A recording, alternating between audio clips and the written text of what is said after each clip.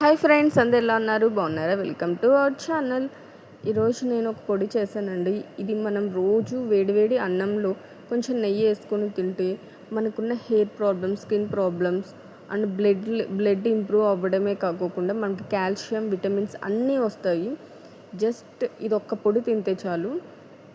So ఇది చాలా టేస్ట్గా కూడా ఉంటుందండి.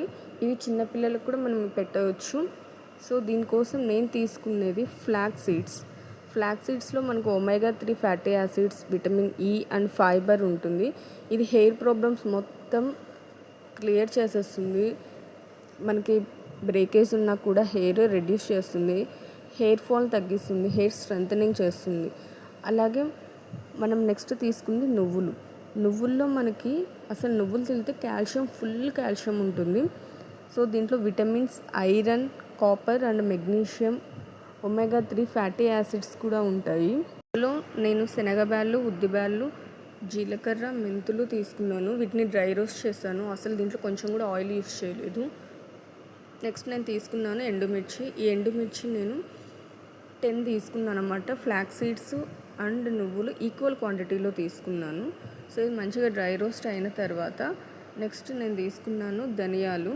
ఆ ధనియాలు కూడా మంచిగా రోస్ట్ చేశాను. సో మనకి మెంతులు తీసుకుంటే మనకి షుగర్ పేషెంట్స్కి మంచిది. అలాగే మనకి హెయిర్ కూడా మంచిగా గ్రో అవుతుందన్నమాట.